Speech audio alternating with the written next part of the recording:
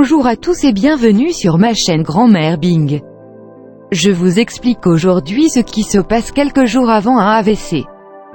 La prévention des accidents cardiovasculaires cérébraux passe par une meilleure connaissance des facteurs de risque, mais également par celle des signaux d'alerte. Les accidents vasculaires et chimiques durables sont pour près d'un tiers précédés d'incidents transitoires dont les symptômes sont brefs. Ces symptômes sont trop souvent négligés. Consultez donc un médecin.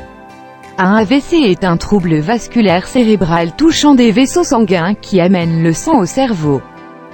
S'il n'est pas pris en compte à temps, ses effets peuvent être fatals.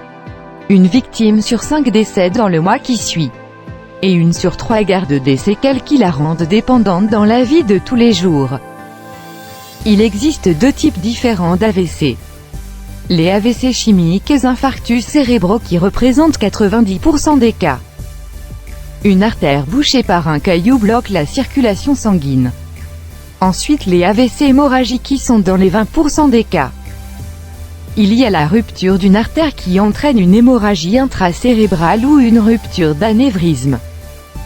Bien que les symptômes varient en fonction de la localisation de la lésion et de la superficie de la zone affectée, on peut dresser quelques traits communs aux premiers signes des AVC survenant parfois durant le sommeil. Ces symptômes peuvent apparaître de manière brutale ou au contraire se manifester en quelques minutes ou quelques heures. Connaissons désormais les signes d'alerte de l'AVC. Réagissez rapidement. Parmi les symptômes les plus courants, vous devrez noter ceci. 1. Une faiblesse musculaire ou un engourdissement du visage, d'un bras ou d'une jambe. Fréquemment on constate une paralysie du bras et de la jambe d'un même côté, c'est-à-dire le côté opposé, celui de la lésion cérébrale. 2. On peut mentionner ici des troubles visuels qui peuvent se manifester de différentes manières. Perte d'une moitié du champ visuel indique pour les deux. Entre parenthèses, on peut dire perte de la vision d'un œil, ou les deux, ou bouleversement de la vision. 3. On cite ici des difficultés de langage, se traduisant par l'impossibilité d'articuler correctement, impossibilité de parler, mauvaise expression ou compréhension des mots. 4.